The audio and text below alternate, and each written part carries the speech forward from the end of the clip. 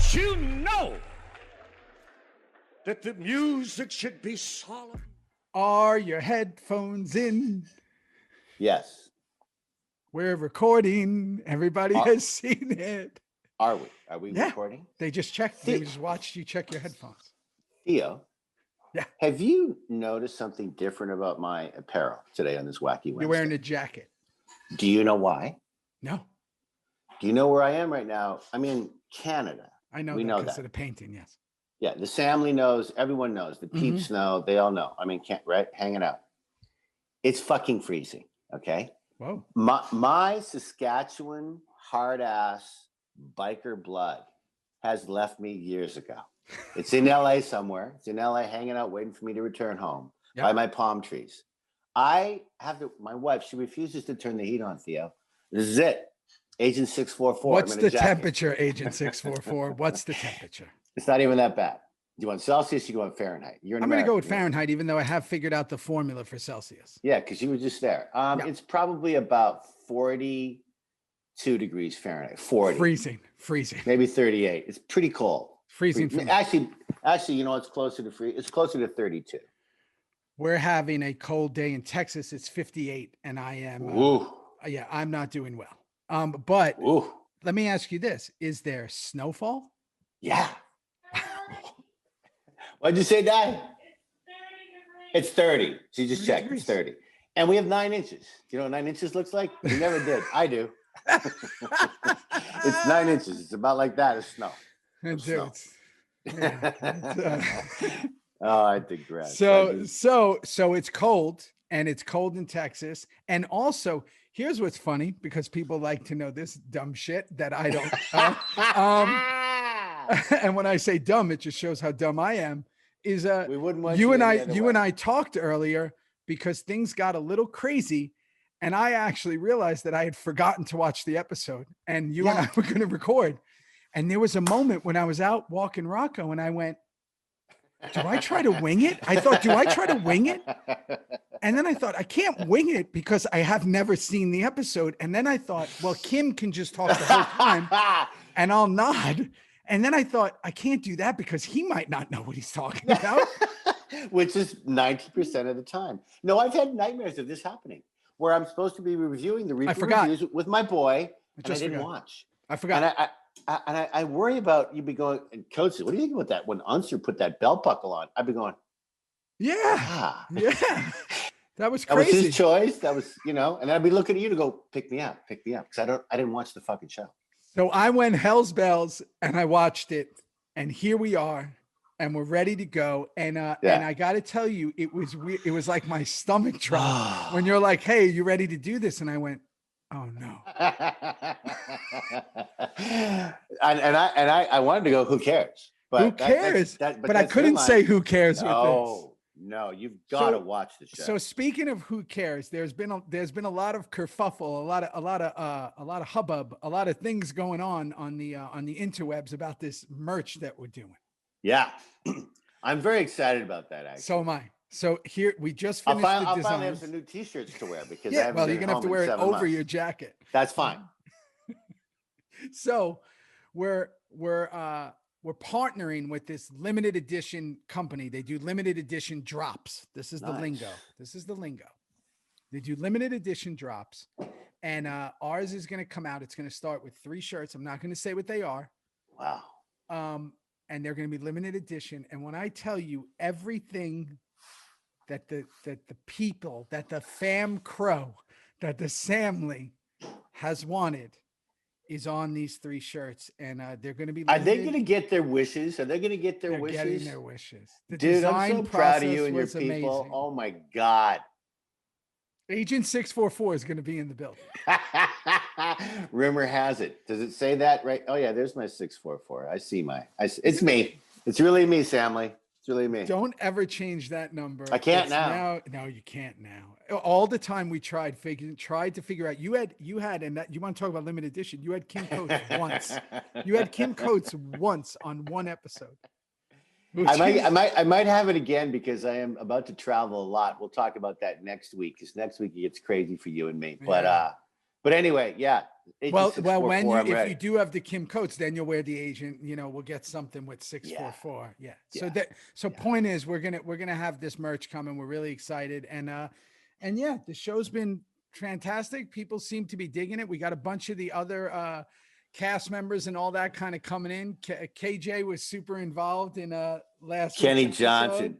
Kenny never told me he loved me so much in his entire life this past week from last week's episode. Like, how great was that? I mean, Kenny Johnson talking about that fight and talking about the beer bottle and all your peeps, bro? Like, everyone's KJ wrote me like private messages. He's like, let me tell you the real story about the fight. And he wrote me the real story about the fight. And I gotta tell you, I'm gonna read it to you. I want to know. Yeah. He I don't want to say the whole thing, but one of the highlights of what KJ said was, I got to look at it because the real story. Well, I'm not going to go into most of it, but he did say that it was rehearsed at least 17 times. I don't remember it being rehearsed 17 times. I do remember it being rehearsed. I do remember it being rehearsed in chunks. Yeah. Because Kenny couldn't remember the fight. So we had to rehearse it in chunks. And so in other words, when he jumped me from behind, you saw it. We did it 10 times. And then when I pushed him on the pool table, he said it was the collision was just the way it happened. The collision was completely, and Stephen K directed that episode, and I talked about this last week. I mean, Kenny almost killed someone like that in a previous show. Yeah. So we should have never been doing these two oxes coming together the way they did, because one of us was going down and we know who it was. Yeah, but what's funny is that was such a big Tig episode. Eureka is going to be another big one. And I was sitting here. What's so weird is, again, I was going to try to wing this episode, and I'm glad I didn't for a multitude of reasons. But one of the things that I thought was so interesting is I'm watching this. I had one of those moments, which I'm sure you've had. I'm like, have I seen this, or why do I know this episode so well? And then what's really interesting is I figured it out, and it opened up this whole kind of Pandora's box of these other things I was thinking of, which is this. There's a scene in this, which we'll get to, but there's an image of you kind of on the ground, all bloody. Yeah. And it's one of those images that you always see of Tig, like online GIFs and in memes. So you see it so many times that you think, I know this. I've seen this, but you haven't actually seen the whole episode. You've seen that one picture. It's like Juice in the Diaper. You've seen that picture so many times. Yeah. And that one of you bloody, which I now know is outside of a van. Yeah. Thrown out, has been one of those Tig pictures that I've been seeing for years, right? Yeah. Yeah, no, for sure. And it's not, and that's not the only one. The thing with Tig was we've talked about this. He bites off the guy's ear. I did it 5 or 6 times during the 7 years. That was his go-to. So there was always blood around. There was always blood in his nose. You bit, and I got bit, and I got my ass bit, and I got shot, and I got bit. I mean, seriously, there was just Tig and blood. They go together like a Ryan Coke and some ice. That might be one. And they would use those as still photos and promos, so you feel like in your mind you're like, oh, I've seen this before. And that's where I was like, oh, I have not seen this episode at all. But there was definitely a lot of memorable things that stayed. I think that's why so many people have requested this. So speaking of that, before we get into this, somebody who I got to shout him out because, I love doing it, but Big Rosie is the shit. She was wearing a Bad Blood thing the other day. Yeah.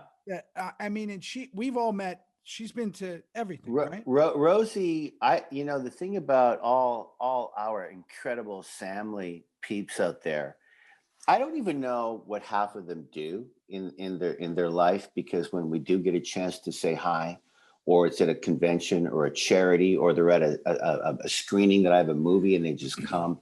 Right. It's so much about, it's so nice to see you. It's so much about, you're such a fan. It's so much about, I love your jacket. Like friends. It's like we've known And they're kind of like, and Rosie has been a buddy of ours and Sons of Anarchy and our work, Thea. Like, she knows everything you've done, everything I've done. And she is just flat out a beautiful soul and human being. Yes. And I can't wait to see her again.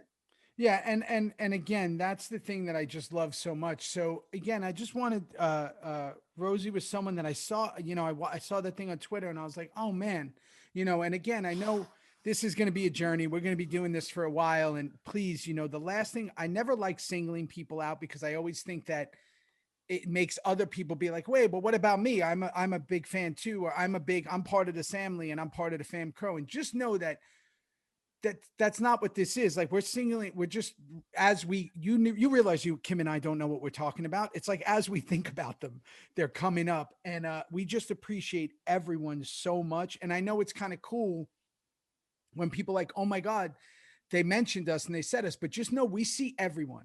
We see you all, like, and this isn't leaving anybody out or doing whatever. And I promise you, I'm going to continue to try my best to constantly acknowledge the people who not just support the show, but have supported Kim and I forever.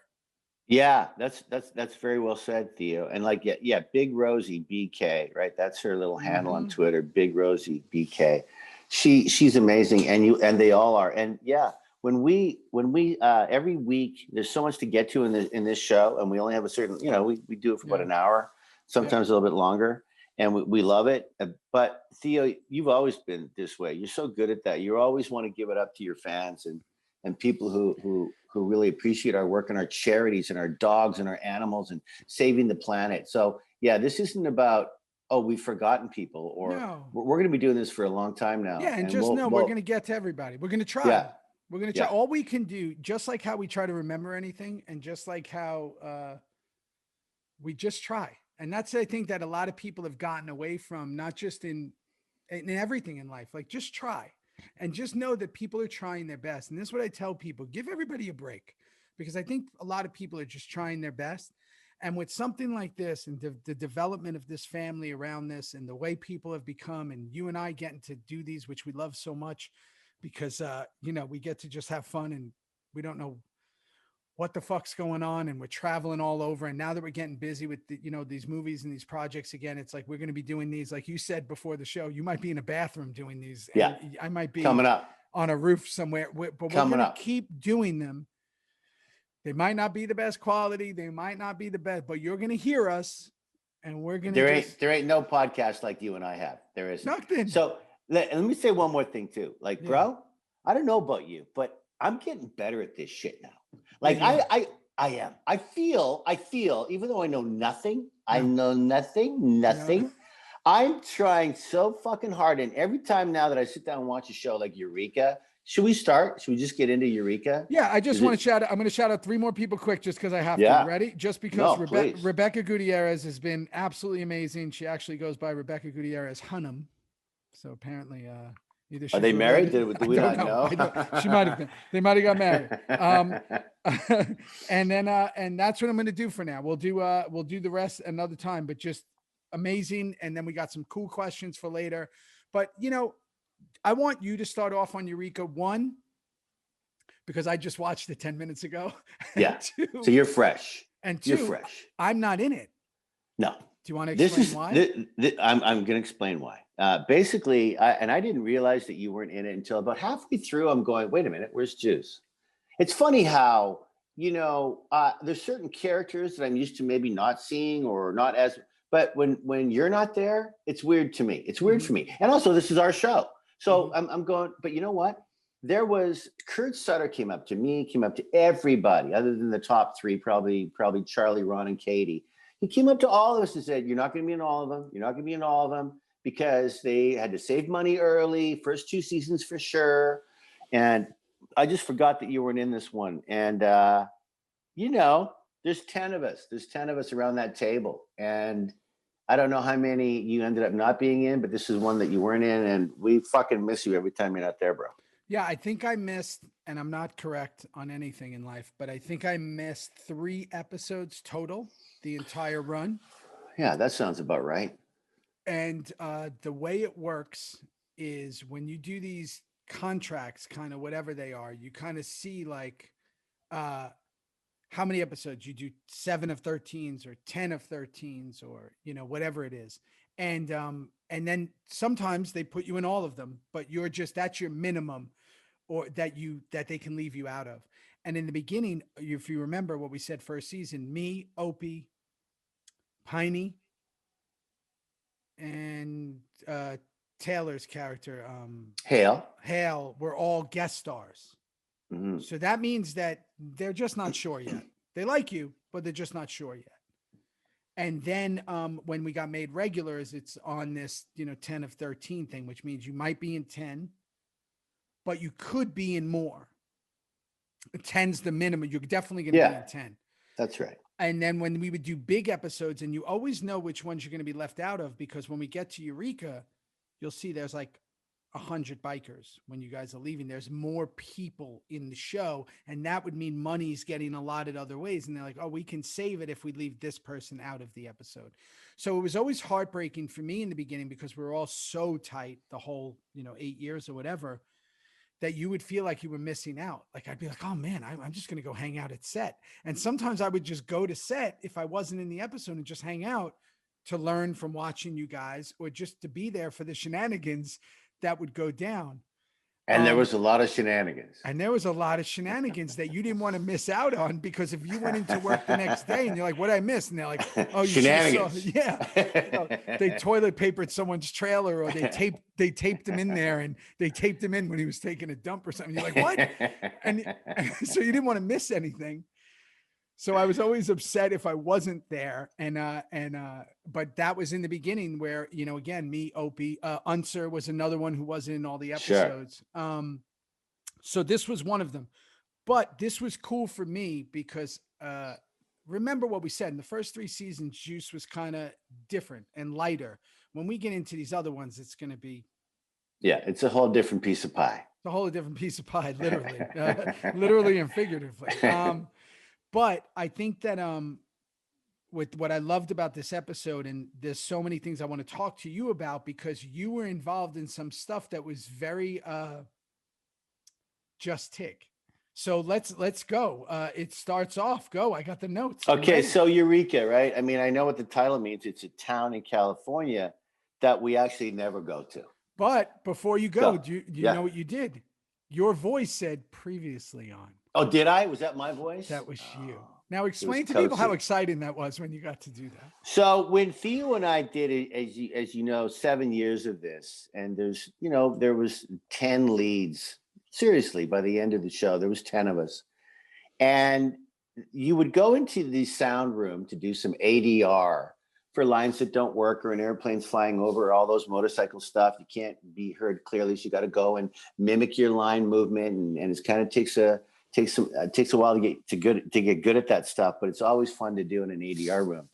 And so I remember my first time going in the ADR room, and they would say, okay, so Kim, put down on tape next week on Sons of Anarchy, or put down on tape on previously on Sons of Anarchy. And so I would hear myself go, previously, and I go, that sucked. Hey, I would fucking be in there for an hour going, hey, okay, I'm good with that. And so Charlie and Katie, and then Booney, and then me, and then Tara and you, and we would all have our little voices throughout the year 1 or 2 times. It was kind of fun. But you didn't know when it was coming. No. And what I would get called from other people, whether it be Jax or somebody would be like, hey, did you hear your thing? And I was like, oh, was it me this week? It's so cool. So when it opened up and I heard you, it's like right away you go, oh shit, that's Tig. Tig did the previously on. And I should. You love that. And I'm glad you did, because I think it's the perfect episode. So go ahead, start it off. All right, so here we go. We're going to go to Eureka, right? And it's going to be an incredible children's charity, and we're going to give a lot of money back to the community, which not even this show, but bikers around the world are just so unbelievable at raising money for charities. It's truly incredible. So that was kind of fun. There was a billion extras. And remember, Samly, that we just left in the beginning of this show, we just left off our prince as he was banging Tara up against the bathroom wall while Kristen Renton, beautiful Kristen Renton, looked on. That's where we left the show. That's the episode before this? Oh, yeah. We reviewed that one. Yeah, we did. And so now here we are, 4th episode, season 2. And okay, you got Gemma and Pearl. And his hands are not good. Pearl's hands are not good. And, you know, I think Ronnie wasn't even doing any acting there. He was like, you know, he's punched a few walls over the years, and his fucking hands were sore. And didn't you love those fake needles, Thea?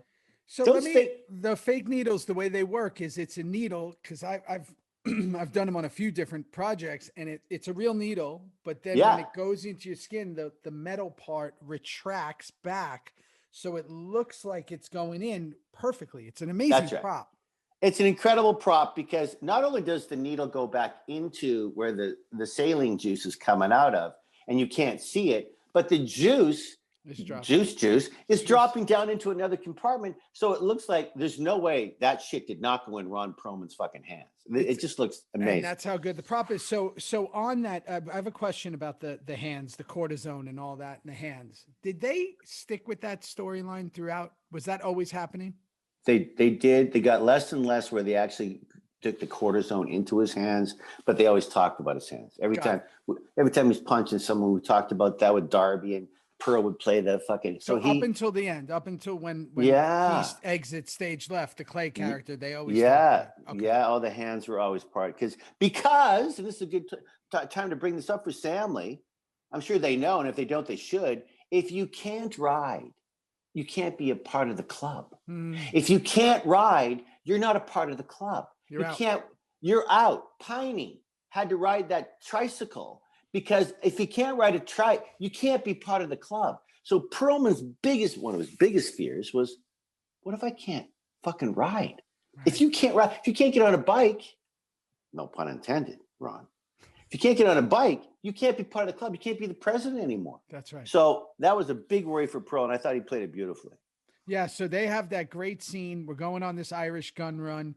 So obviously the tension between Gemma and Clay is still there after what occurred in the first episode with Zobel's crew. Now you go to Jax and Tara, right? He tells her it's the blood drive. I'm still assuming at this point he's still not telling her the truth about everything. This is kind of when she's in the dark, right? I think so. Yeah. I think so. Yeah. That's when she does that thing where she figures out. And again, you just reminded me that this is after he was with Emma in the bathroom, that now she's like, oh my God, I'm his old lady. And she does a really great I wrote that look. Down for you. What a beautiful look. Cause it's kind of like, I'm scared shit and I'm kind of excited. Right? No, that's exactly right. I'm scared shit, but I'm a bit of a big shit now. Yeah. She says, I'm your old lady. Like it clicks. Things are clicking for Tara now. That tough thing, that old lady thing. I mean, my God, she's getting the lingo down is what I wrote down. I mean, pretty fucking cool. And just to see her revelation of that in the moment is pretty amazing because she's kind of like, it all hits her and they really just left the camera there. And I just thought that was really so well played.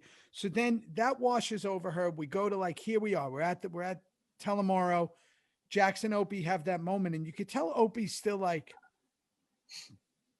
you could tell that him and Jax are going to have some kind of problems, right? Because Opie's like, the kids are fine. So glad you brought that up because as Kurt Sutter's talked about years and years and years about how, you know, and you brought this up, how Ryan was just going to do the first season. That's all he wanted to do. First season Sons. He was going to get wiped out by the end of the first season. But something happened between Jax and Opie that was so exciting and incredible to watch that they rethought about stuff. And so now, second season, we're going to see a lot of stuff between Jax and Opie, good, bad, and indifferent. Yeah. Right? I mean, in a way, Jax wants not out of the club, but he goes nomad and coming up here and does strange shit. And him and Claire and Opie, because he's lost Donna, can't even talk to his kids anymore. Can't even he's so saddened by what he couldn't do to protect Donna. He's now at odds with Jax. Yeah. I mean, it's really fun to watch. And again, there's a lot of almost in this whole episode, they go on a bit of a roller coaster ride with their relationship. And I thought, and again, I think that's such an incredible wrinkle to throw in because they're supposed to be like the inseparable ones, like whatever. And it shows that there literally is tension everywhere. And we'll get into that. But at that moment, right there at the garage, Opie avoid his talking about his kids. And he's kind of like, the kids are fine, Jax. Like, don't bring it up. And you could tell it's Jax just caring, but also Jax and Clay are kind of setting up allies within the club. Like, you know what I mean? That's happening. We know that. Oh, not only is it happening, I'm so fucking confused. I mean, we got more Irish and then Jimmy O and then fucking this, that, and the Sons and then Stahl. I mean, anyway, we'll get into all that. So the Bobby Fat Boy and Half Sack. Okay. Thank you. I mean, I have it right here, and I replayed it 3 times. Do you know who says that fucking line? Half Sack. That was Johnny, who said "fat boy" on an old fat boy. Yeah. Because they never popped in on anybody. You just heard this voice. And I'm fucking around. Tommy's there. You're not there. And we're just kind of. And then someone says this. Oh, look at the old fat boy and an old fat boy. And I'm going, wait a minute. Who fucking? It was the prospect. The prospect. I mean, how the fuck did he get away with saying something like that? Right? You know, I always think that sometimes maybe because that should have been said by like Tig. That shouldn't have been said by a prospect. That's what I'm saying. How the fuck did he get away? And yet, this was kind of Half Sack's episode with the nut and the new nut and the new nudicle, the whole. So we're and we say coming up, is he ready to be? I don't know. This was a bit of a Half Sack's getting he's growing. But I got to tell you something that a lot of people don't know, and maybe who knows? Maybe I shouldn't say it, but I'll say it. Is sometimes there was a thing in the beginning where Juice, Half Sack, Happy when he came in. There was always like 5 versions of a script before we shoot it. More. Could be 6, could be 1, could be 2, but there's versions of a script. And sometimes I would be in before I was in every episode, before, season 4. Yeah. In the first 3 seasons, sometimes I'd be in one version of it and then I'd be out of another version of it. So I would get the script, like the blue script, but then I'd be out of the green. Uh-huh. And sometimes when I would get the green and I'm not in it, the lines that I would say would be in a Half Sack or a Happy, or somebody else would say the lines that were written for me in that scene to show that, I mean, not to feel bad, not to whatever, not for anybody to feel bad, but it would show that you were kind of replaceable in that moment because it's not specific. No, it was not even that. It was they're saving money that way, but the line was so fucking good. Let's give it to someone else. Correct. Maybe they were like, hey, you know what? This is a big Half Sack episode. He's doing this thing. Yeah. Just maybe it was someone else was saying it. Maybe it was a Juice. Maybe it was someone that was in the original. And they wanted to keep the line and they give it to someone else. No, that is exactly what happened. I'd bet one of my bikes on that. That's exactly what happened. Yeah. And speaking of bikes, right in here while we're here. Yeah. Booney, not Bobby, Booney. Yeah. We know him as Booney because he's one of our best friends. Boone Jr. Never call him Mark. His name is Mark, but don't do it. Just go with Boone. Yeah. Booney hated that fucking bike so much. He hated all his bikes. But Bobby had to love that bike. That thing was backfiring. It takes out Tig coming up here. It can't fucking run. And there's always smoke. Johnny and the boys always make the fake smoke and sputter. And Bobby fucking absolutely loved that bike. But Booney hated that fucking bike. He came out like the Dickens on that thing when he came out. He came like flying, the Dickens. like flying out. He wrote because Bobby could ride. Oh yeah, he was a fucking incredible rider. And then here we are again. Once in a while, we get to talk about this, how much fun those early days were. I mean, it's just fun. Talking about Half Sack getting a new nudicle, and I'm milking a cow. I look like a so funny. Just funny shit, right? And just like milking a cow. Just everybody having fun. Everybody in the group. Clay's not there. It's not serious. There's no tension, and it's just again just sitting there talking about Half Sack's nuts. And as we've always said a million times, especially as we get into 4, 5, 6, and 7, that comedy stuff is the greatest.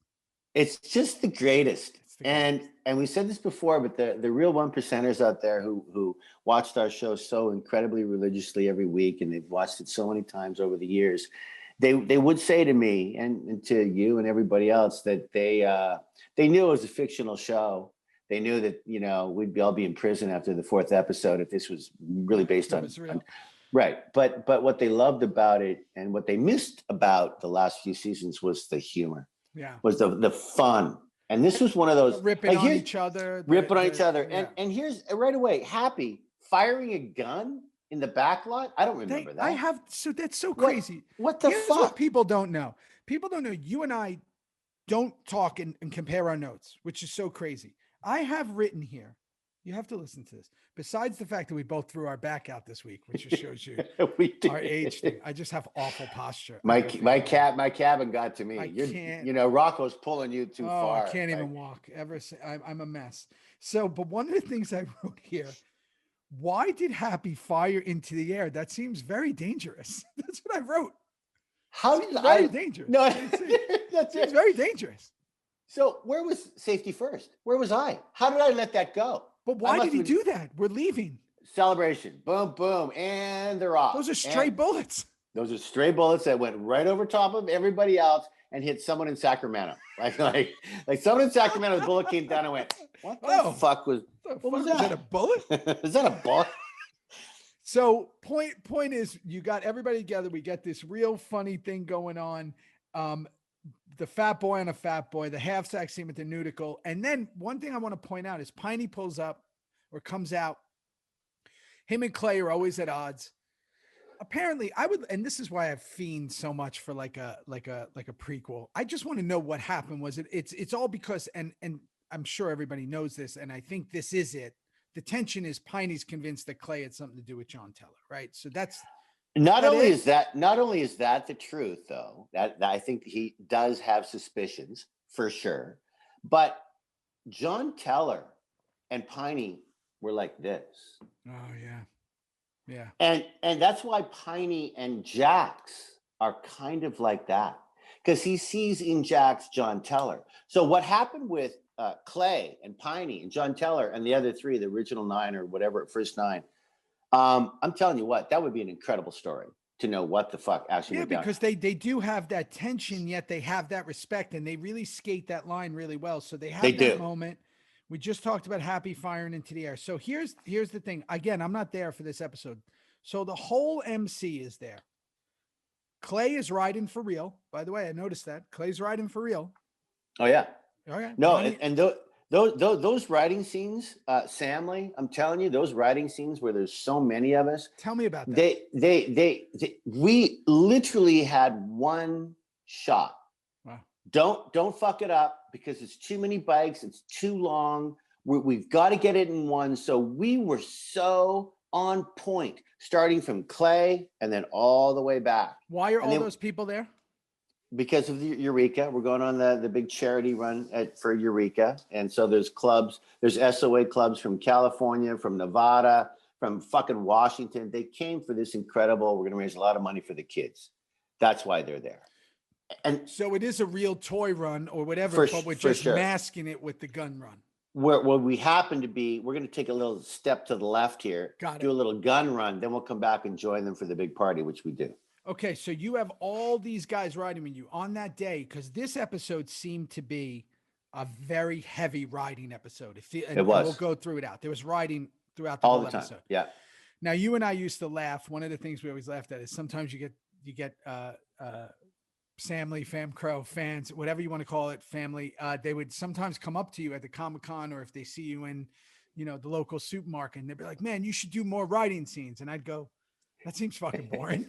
Why do you just want to watch people ride motorcycles all day? Don't you want to see like a story?"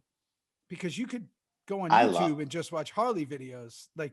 I love it though. I love it, man. But this one, there was a lot one was good. Of riding in this one. And then ultimately it leads to, which again, so Clay's riding for real. All the riders are riding. You guys head into the military store. Find out. Yeah.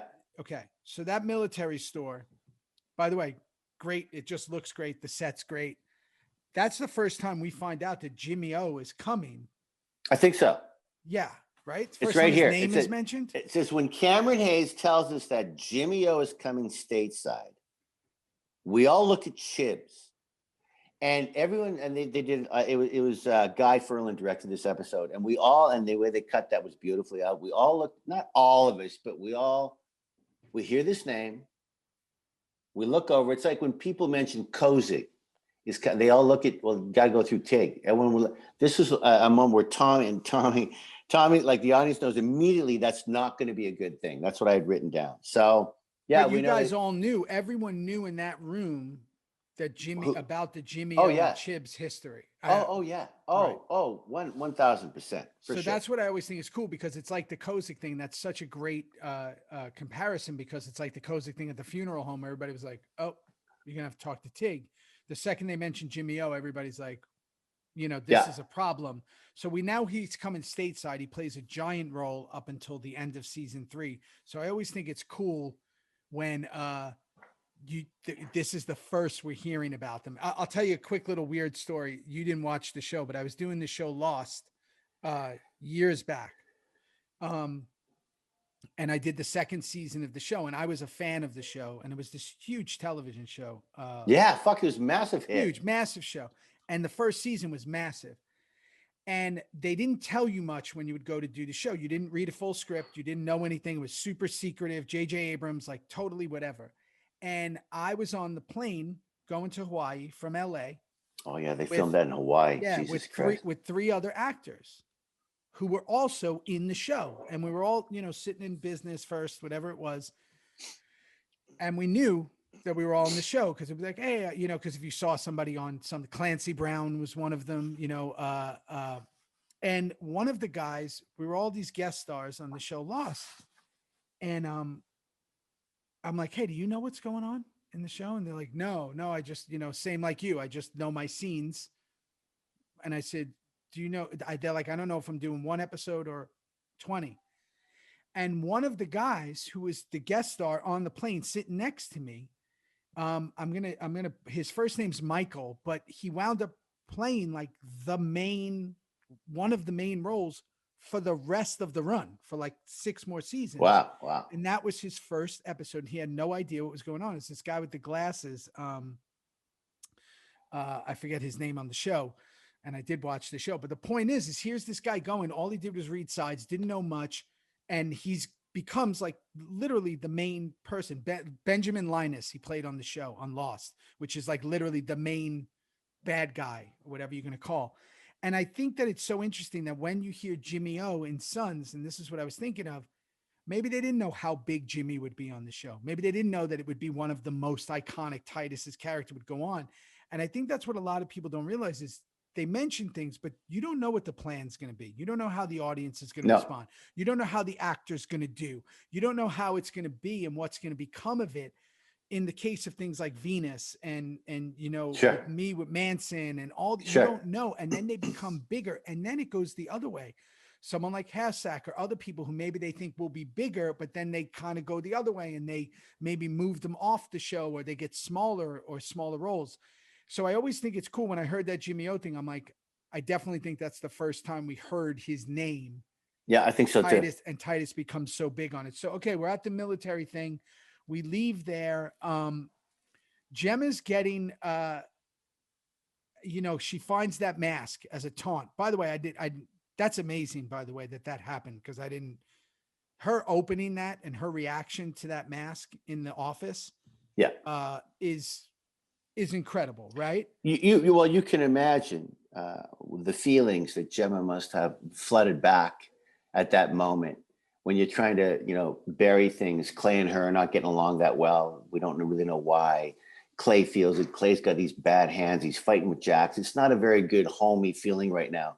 And here's fucking Piney saying something that you could never do in today's writing. He goes, how you doing, sweet cheeks? To the beautiful redhead. Hey, sweet cheeks. Yeah, those days are over. Anyway, so sweet cheeks. I had a girlfriend I used to call Sweet Cheeks. Yeah, beautiful. And so she gets her car, and she opens up this thing, and there it is. Comes flooding over. Can't Sweet Cheeks be like a good thing, like your cheeks? Yeah.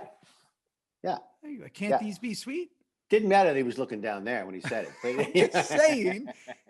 He said he has dementia in the episode. Maybe he didn't know right. Exactly. Good for Piney.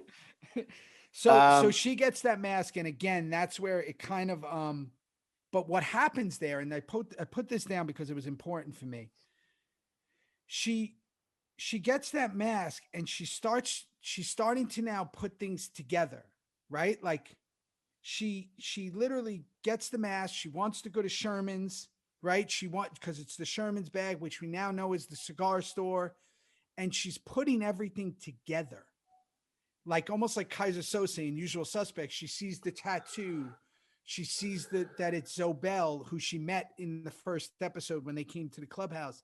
And now everything's starting to get put together to Gemma, which almost strikes more fear, but also makes her kind of be unpredictable. She's pulling the gun on the woman who's yelling at her, to get out of the spot. She's becoming more unhinged, but while figuring almost it all out, that it is these guys, which I think really makes for, do you remember Goodfellas? Well, do you remember the movie Goodfellas? Yeah. Do you remember when Karen goes to she has to meet Jimmy, Robert De Niro's character, and he's all the way back in the garment thing, and he's like, come in, and she gets scared and she has to start walking away. It's a really great Scorsese shot, and you only see her walking, but then behind her you see them. That was kind of the Gemma thing here. Gemma was walking in fear of like figuring out that it might be these guys that did this to her, basically ruined her life. And you see them in the background. Yeah, no, I have to add to that though. I think that when that mask shows up at her desk, Gemma can't. She's had it at that moment. She's had it. She's told nobody. She suspects. She sees that mask again, and now she's going to take things into her own hands. Yeah. She's getting on her fucking horse, and her heart rate is up. And she's fucking. Do you remember the line that she says when the whole thing's happening to her? That tragic night for her. She goes, "Do you know what I could do to you? Do you know what I could do to you?" She's saying, "Do you know what I could do?" She's on a bit of a mission now, and there she goes and she runs into Weston, Henry Rollins, so fucking good. So fucking good. And then you see Rollins and fucking Zobel arm in arm like buddies walking down. So the blood is through the roof. All right. So then what I have here is, again, it's the riding, and here it is. The bike fires. Tell me about that whole thing. How did that happen? I just got really good riding scenes here. Like we've talked about how, and I'll remind the people, our family out there, that my bike, Tig's bike, is I think the only bike that survived the whole 7 years, like that it actually survived. Tig's bike. This is the one time it goes down hard. And my stunt guy who came in to do, Tig got the wig on, very handsome boy. You're never supposed to see his face though, right? He fucking took that. Here's Boone having the greatest time of all, because Booney could run with that fat boy, those big bars. He knew how to. He didn't like the bike that much, but he knew how to do it. And we had a beautiful moving car, moving like ATV beside us when Booney's shooting through some of the bikes, and people knew where he was coming, so get out of his way. And he runs into Tig. Now you don't really run into Tig because it was my stunt double, but my stunt double took that bump and he went over that freaking curb and he went down hard. And of course he rehearsed it. He had all the knees on and the hips in the back. But I said to him before and after, I said, when you do this shot and you've practiced, what's your biggest concern? And he goes, the biggest concern is to not let the bike hit you. See, when he went over, if you watch that scene again, if you watch him, he makes sure that he's away from the bike. The worst thing is to fall in front of, and then the bike keeps coming and hits you. He makes freaking sure that Tig's bike is fucking gone when he flies. So he's not worried about how he falls. They fall all the time. He's not worried about jump off a building because they do that all. But it's how you land, what's going to land on top of you. And he did it beautifully. It was an incredible stuff. Yeah. And again, you're right. It's the variables. He's not concerned about him. It's the other stuff that could happen. It's also the other guys who are riding next to him and all this, because there was a lot of bikes in that scene. Obviously, when they did the camera one, there's only probably a few because it's pretty close. But you still, know what they did? I'll tell you. Sorry, Theo, yeah. But what they did exactly was Clay always rode first. Yep. Then me and Charlie. Then Boone and Tommy. Then you and Ryan. Like we had like an order. So when it was obviously Pearl's stunt double in front of me. It was my stunt double, me. Charlie probably stayed on his bike because he was far enough away. But when Booney came in on my bike, there's no real riders anymore. They're behind the shot. It's just my stunt double, Perlman stunt double, and probably Charlie's stunt double too, to tell you the truth. And he just fucking ran right into that tire, and my boy went right up on that curb, no fucking problem. And then he just accelerated. One take? Was it one take? One take. Only needed one take. Yeah. It's amazing. And again, so now you go flying down. You're a mess. Tig goes off the road. You're screaming. You're all messed up. And again, we don't know because it cuts right to another scene what that means for Tig, right? And again, that's what we did so well. Like, is he really hurt? Is he whatever? So then we go to Gemma Unser really quick. Again, it's a great scene where he comes up to the car. Yeah, I mean, beautiful. It's a beautiful lines, beautiful. She goes, well, I didn't kill him. I didn't kill her, which is great. I mean, she's just saying she pulled it. And again, typical Gemma. Unser's looks are, Unser was, I'm going to get to it. Unser was fucking off the charts in this episode. And the Emmy goes to Dayton Callie. So good. Off the charts in this episode. Like, I was watching him and I'm like, I talk to this motherfucker all the time. All the time. Yeah. And I sometimes forget because we just laugh the whole time we're on the phone or we're texting this dumb shit to each other, but he is so fucking good. So good. He got to play so many colors in this episode. So many colors. Beautiful. And okay, so we go to that. Now we cut back. Okay, so now we're going to get into it, right? The Tig scene in the hospital, the stitch me up is classic Tig. I mean, it's the line. Stitch me up! Stitch me up! When you're told, just lay on the gurney. When you're told you don't have to fucking do anything, but just be agitated. Oh, here's your lines, and Stitch and Booney's going to be my as Clay, my bitch. Yeah. I mean, he gets to be my lackey for the entire, because it's your fault, that stupid bike of yours. God, we had fun in there. That's what I was going to say. You had a fun group too. You had Halfsack, Happy, Boone, and you, and you had none of the jackals. No, that's around. It. It's just Boone and his bad bike. It's me on a gurney. It's Happy trying to do the right thing, and Halfsack. I mean, it was a great foursome. We really had a lot of fun. And then you got the office person kind of rats you out, right? Rats me right out. You look like this nefarious character. She's calling these bounty hunters, and here it goes, right? You kind of go out, you're talking, you're giving him the stuff about him, Bobby fucking up. You're giving him the business about that. Well, and then I go like this. When Bobby says he's got a gash on his leg the size of your attitude. Like right to the nurse. He's got a gash the size of your attitude, lady. Like, and such great writing, by the way. I hate fucking Kaiser. Such good writing. And so Boone, fun. What Boone did so well in that is he knew he fucked up, because Bobby's always kind of cool, right? He knew he fucked up, and he was like concerned. And also Bobby had to kind of like take charge because Clay's mad at him. So it was really got to see a different version of Bobby in that moment, which I really liked. Yes. It was kind of cool to see that concerned, I fucked up, this is on me, which comes out later when Jax and Clay fight. But right from there, we do cut to that scene of Unser and Zobel's spot. I just want to talk about that for a minute, because that is, people should go back and watch that. There's so many choices which you know about. You get a scene that's one-on-one. It's written. It's easy. You got your thing. Especially Unser's doing most of the talking. Zobel's answering, but Unser's really driving the car on that one. The choice to like pick up cigars and look at them when he says, no, I don't smoke. He doesn't even want the cigar.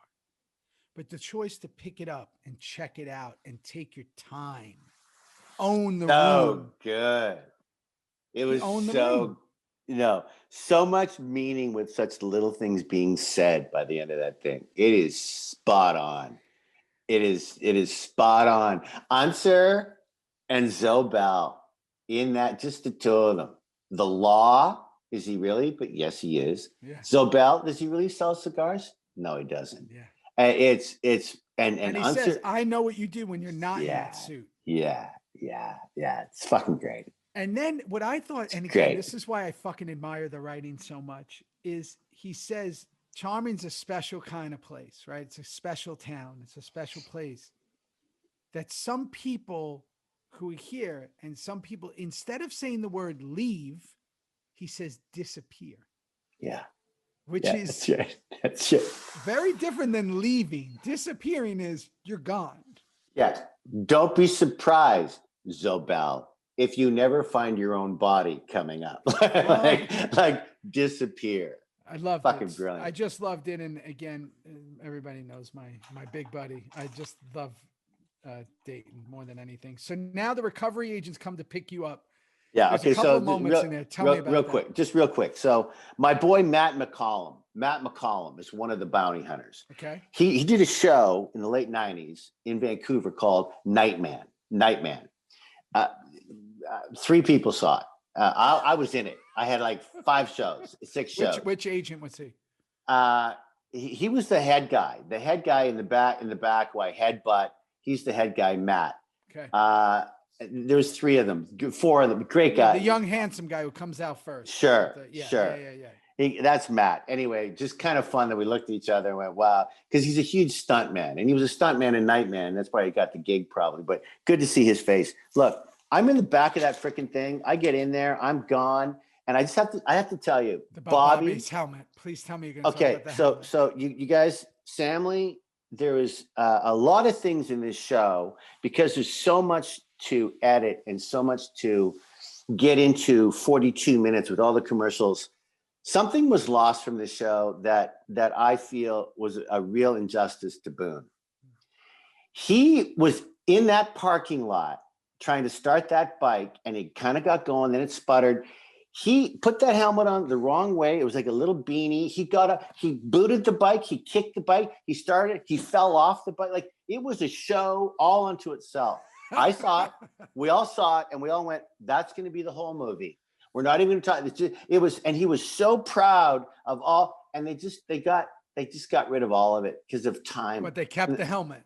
The helmet they kept, but man, he went full on Three Stooges. He was full on. He was so funny. There's such a good scene. The best, again, what I said, and again, I didn't even know about all that other stuff, but when that helmet kind of starts jiggling and it's off and it's not strapped in. No. And he's so mad and he's yelling at the half sack. And it's like, that's again, earning that because he is so concerned in the hospital and he knows that it's his fault. And now Tig's gone out of nowhere with these, who knows what kind of people these are. You know, we come to find out, but the audience, when they first see it, they don't know who they are. Why are these people picking them up? Because I didn't know, I knew about bounty hunters in my life. I knew about bail and all that stuff, and that there are people that come to get you, but I didn't know they come to do it like that. Like they come out of vans and stuff. So, okay. Clay coming off the bike. That's in the gas station where he's like, we're not going to get Tig. They have that big argument with Jax and Clay.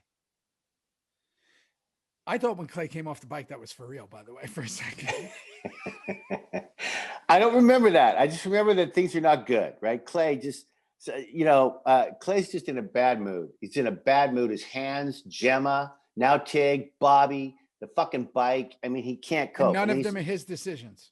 Right. And he goes to sit with Opie, right? Doesn't Opie have a great line in there? I wrote about it. The scene between him and Opie. I'm going to say something about Ryan Hurst, which is so good.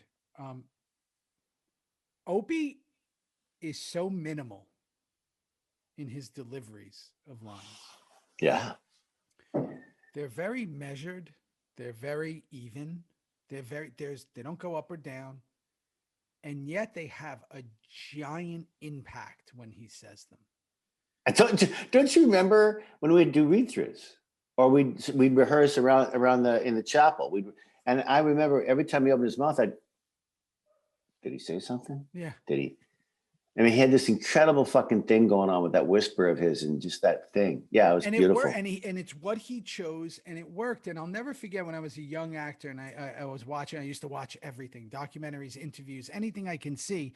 And De Niro did this interview, and they said to De Niro, they said, because everybody, eventually De Niro, Pacino, Daniel Day, Brando, all these people throughout their career, Meryl Streep, they've been asked, what's the key to great acting? And people ask us and people ask whatever.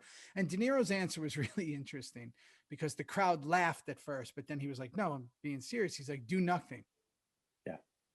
And they were like, haha. And he's like, no, do nothing. Like, if you're thinking about it, you're doing too much. Like, do nothing. And then he went further. He talked about how you don't think about when you're talking, you just talk. Yeah. So do nothing. And, you know, sometimes as actors, and we know this, you know, you get material and you want to crank it up a notch, or you got to, you know, adjust how's this going to go?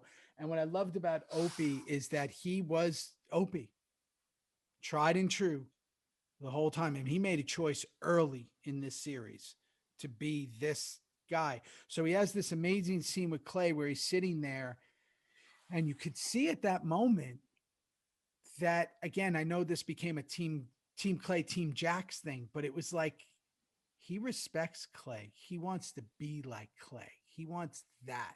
He doesn't want to be Jax crying and belly aching about everything. He wants to be like with the club. He wants to make money and he wants to dive in. And he knows Clay is that guy, which, again, fucking brilliant writing. The scene later on with you and him. Yeah. So there's that amazing scene with them. Everybody's confused because now Jax is kind of turning on Opie when he comes back to the bikes, of like, oh, you know, and Chibs is the one confused in the back. Clay's trying to drive off the bike. You know, there's tension as usual, per usual.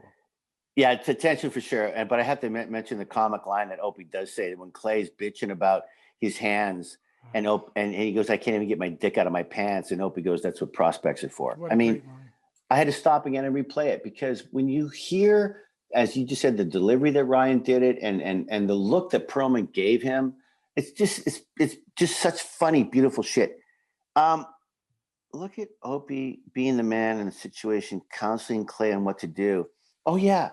And I also want to mention that, like, look at Opie being the man to Clay and giving Clay some counsel, when it was just literally 6 shows ago that Clay had Opie's wife accidentally killed.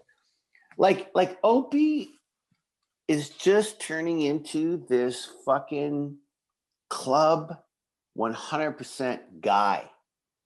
And here's Clay. Anyway, we can't go on. We got to wrap this. But, you know, like, it's just fucking great. It was great shit. And then, so now Unser and Tara, you know, always great scenes. It's in the church, in the chapel, just great, right? And they're kind of these life talks. They start off different and then they go into the life stuff.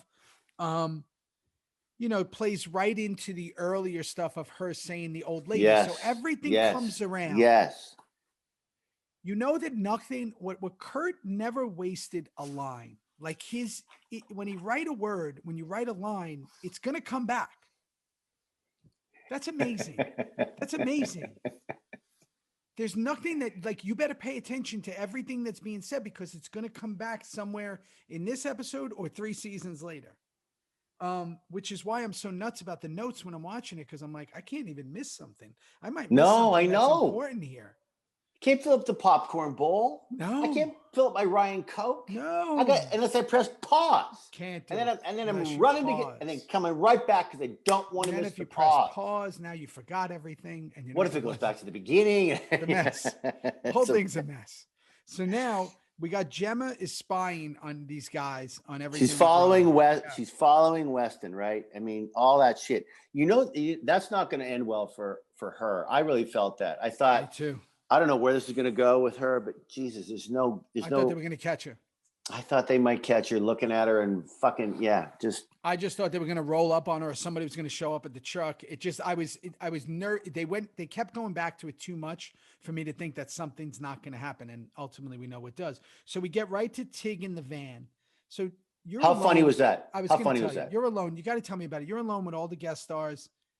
Just okay. When I'm okay, again, it's like all these 4 guys who love me, love the show, love all of us in the show. So happy to be working on the show, and I'm giving it up to them too. But when you're handed lines like that, you know, when you're able to say the lines that Tig says in this scene, which about Oprah and half a fag, and well, you could never play because your knees were, and you were very frustrated. You've got issues like that kind of stuff that is written specifically that you then get to say. It's like with dinner, don't do anything with it. Just say it. Just say and it. You're playing it as Tig, and it's like that's Tig, right? We talk about a lot. You and I talk about a lot of, like, especially going back to these shows from however many years ago. The world has changed so much, right? Like, you know, and when you're playing we're portraying these outlaw bikers, these homicidal maniacs, these murderers. And sometimes, like I said, and we said this, sometimes people get hung up on the words. Like, I can't believe he said that. And I'm like, you can't believe he said that, but we just murdered 7 people. You know, and again, it's like this whole thing, but that's Tig being Tig. He knew the second he got in, 2 goals. This is what I took from it. Tig has to find out where. Find out what's going on. Where? Oregon. Why am I here? He goes, Oregon? I was you fuck. Oh. And then he knows when the second that guy says he can't be beaten up, oh, I'll get beaten up. Yeah. And he starts saying all these horrible things to these guys to get them, you know, calling them names and saying these things to get them. They couldn't control himself. That's why when Tig gets thrown out in the back of that van and I land on that dirt and I go, woo, and I'm just so fucking happy. There's blood everywhere because I know I've bought some time here. I've definitely bought some time. Yeah. And again, that's why in that Tig character, who's such a maniac and such a you know, he is, this is also when Tig was much in the first few seasons, you're still defining Tig. Yeah. Really after the Donna stuff with Opie, at this point, he's still in a lot of our minds, a lot of the fans, this homicidal, crazy Doberman who's going to attack in any time, right? I just wrote this down. Tig has no filters. He's pure and twisted as the blowing snow in the freezing prairies. Like he's just, you don't know what's going to happen. Can't play it anymore. You don't know what is going to come out of his mouth. You don't, but you better be on his side, because if you're on his side, because he doesn't, that's it. And what I say is you can't play that anymore, because if you were going to play that type of stuff say that type of stuff now, you're immediately labeled a bad guy. But the thing is that people were rooting for Tig. They sure were. So again, that's, and knowing that he's going to say these things and do these things. So again, I love the van stuff. I just thought they knows he can't collect. So the plan to get into the motel, Jax and Clay pushing each other. Bobby comes in as the mediator, and this really built up into Bobby of being like, "This is my fault." They fucking shoved each other hard. Shoved each other. That was. I real. wasn't there. You weren't there, but we saw it on the TV. That was real, man.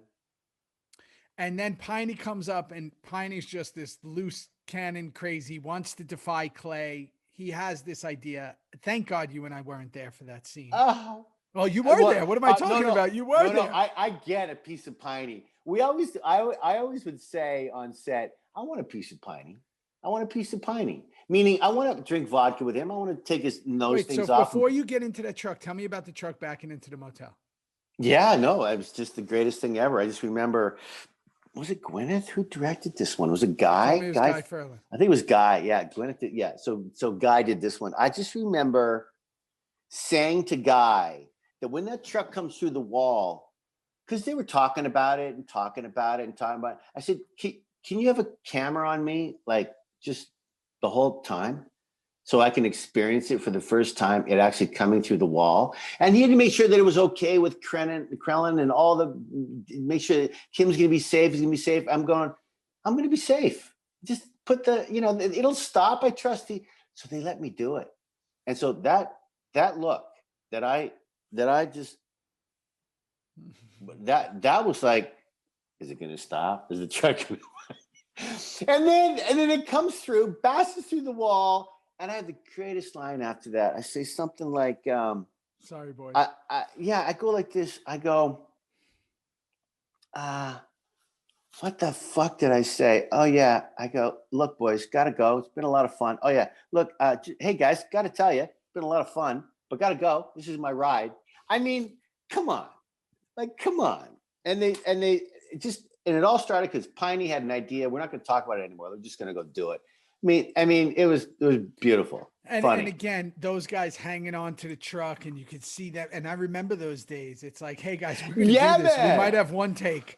We're going to do this. Like, just the camera's going to be on you, and it's real. Like, you're hanging on. You don't know what's happening, and everybody's just reacting to the chaos of how fast we're all moving. Season 2. Episode 4, Eureka. We didn't have stunt doubles for the back of that truck. No. We were on it, grab a piece of wood. No. Piney's going to go barreling out of there, hang on. And Hang we on. fucking did. Hang on. We have one take. Hang on. And that's kind of, again, I think that's why the show always did seem so authentic and real, because a lot of times it kind of was in what was happening with some of this stuff. Certainly early. Yeah, And- certainly early before All we right, got so big. now, so that's great. So then I don't know what yours is, but mine Gemma is going like, in what, to shoot Rollins. yeah. Go What ahead. is Gemma? I was just gonna go, what is Gemma doing? Okay, oh boy. She's sitting there. She's gonna blow this guy away. She's gonna go to jail for the rest of her life. She doesn't care who sees her. She's gonna blow him away. And then she hears the family stuff coming out of Weston. The son. The little boy playing baseball. Yeah. And this is what doing these things with you selfishly is helping me out, bro. Me too. Because I am learning shit about the writing in this show from seeing it.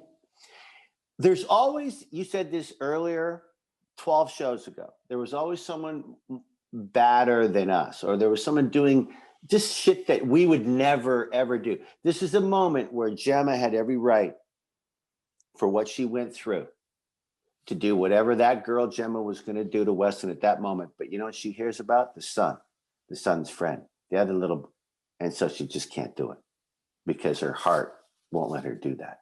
What kind of, like, isn't that brilliant? This is what I said. How crazy is this? That she has every right, that if, as an audience member, because that if she shot the guy, you'd stand up and cheer. You would go, yes, that's what she's supposed to do. But this is why us doing this show has been a bit of like, I feel like I'm taking like a course in school. I really do. Like, I feel like I'm going to class. Like every time, not just is it helping me as an actor, which I can't wait to even, because I never really watch a lot of my stuff. I mean, I do, but like to see what goes on, which you're doing, you know, these. I'm watching other actors. I'm watching their choices. I'm watching writing, structure, TV. You know, I'm watching all this as like different because I'm taking notes. I don't watch my entertainment and take notes. You know what I mean? And now I'm like watching like a student. What's so amazing in that scene is you have this guy who deserves every bad thing possible that should happen to him. But the brilliance is you put humanity into him. Yeah. And for a second, Gemma's eyes are like, he has a son and he's talking about his other son and he's like pumping him up and telling him good job. And she can't do it. Can't do it. And then Sutter takes it a step further. And do you know where we leave her? We leave her in a portable toilet. Yeah, porta potty. She's in a portable porta potty. Yeah. Sitting there, camera above her. You can't even the loneliness and where she's at and couldn't do it. The door is shut in a toilet. I mean, I don't know. Sutter's, that's just, and the worst part is it probably smelled like shit. There you go. There you go. So, okay. So Jax and Opie have a confrontation really quickly. You know, there's a couple of lines said, we could tell now we got some tension. We got that. That came to that point where, you know, when he said, well, how do I know you're not going to tell Clay? And he said, don't take your stepdad shit out on me. Go resolve your own stuff. Amazing. But the best part of that moment right there is you, the tequila with the straw. Why did you ask him for the other straw? And tell me, was that written or? That was written. Oh, okay. That was written. Yeah, no, that was written. And if it wasn't written, I should just get an ad-lib star for the day. No, if you think I have any idea if that was actually written or not, I have no fucking clue. Because he pulls one out. But did he pull one out? He pulled out a straw. He gave it to you. You stuck it in because okay, so that was definitely Tiny is famous for the tequila with the straw, and you got to actually do it. Yeah, to do it with him. No, That's it's amazing. fantastic. No, it's fantastic. A little piece of piney, man. Come on. So, okay, we're getting towards the end. Rising again at the end. What happened to all those? Oh, the riding again at the end. Here, there's a word here that said, I want to just talk about very briefly, 1 second. They ask if we're whole. Are they whole? That's is Tig whole? Is he whole? Tig whole? Is Tig whole? Yeah.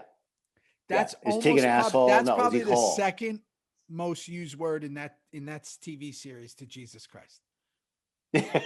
How many times have we said, are you whole? Is he whole? Are you whole? Whole. Are you whole? Whole. Is Tig whole? Is Clay whole? Is that her? And yet, I haven't heard it in a while. Like these shows that you're picking with your beautiful fans and Samly. Like I haven't heard that whole for a while, so it just jumped out again at me last night. When I was rewatching this. Oh yeah. Oh shit, the whole. Is he whole? Okay. All right, buddy. Party. So here we go. We're at Unser and Gemma at the end. We get to the party. You and I both weren't there. We know those big party scenes, but we're both not in it. I just found it's great. It was great. Late night, great. Everyone's the big Eureka thing where we're celebrating. And everyone has a different, like Tommy, the look in his face was different from what Jax. And then you got someone kissing a crow eater just because half sack. Couldn't wait to get that necking in, right? And all of a sudden we cut to what we then find out is going to be our last scene, right? We get Jax and Clay. And the way they sat on their motorcycles back, like Clay had his back to Jax, didn't even face him, like back to him. And Jax is looking at him and he's not even really looking at him. But this is what he says. Jax is so, and who's going to teach me how to be? You? You want to tell me how to do this? You want to fucking tell me how to do this? Because of you and what you've done with your trigger, man, and the shit that you did. Clay says, you're going to have to figure out for yourself what to do. But if you ever mention it again about Donna, I'll kill you. Oh my God. And I wrote right down there, I said, I believe Clay. Mm-hmm. If you bring it up one more time, I will kill you. I'll kill you. And there we go. We have show Jax. Ends. It ends right there. And why, week after week, from 2008 to 2014, could these incredible family fans, Samly, Crow fan, whatever, this fam crow that you come up with, and that's why you're so fucking brilliant, you funny motherfucker. No wonder they couldn't wait to see the next week. And then the next week. And then the next week. I mean, honest to God, just good shit. Yeah, and again, I just think that again that Hank, like that, you're sitting there with your mouth open. Did he just say he'll kill him and you believe him? And now I got to wait till next week. Real quick before we go, because C.A. Rasmussen wrote us, I love your show, guys. You help keep me positive. By the way, I have beaten cancer. Come on, man. That's all I care about. That's the stuff that matters the most. It's amazing. And that just shows this show, if for anything, you and I having fun getting to do this. I just love that people stay positive from it. And if it gets you through your day, if it makes you have fun, well, fucking great. If it doesn't, who cares? We love them all so much, man. And I love you. I love you too, brother. I'll see you in a week. Yeah, who knows where we'll be. We're gonna start preempting these. Yeah, we're gonna have to. I mean, I'm going soon, and I know you're gonna go soon. I might be in a toilet next time doing one of these. I mean, we're gonna have to, do them a little bit. We'll talk about that next week. We'll talk about it next week. So much love, buddy. Love to die. Love you, buddy. Go jump in the snow for me. My jacket's on. See you, buddy. Love you.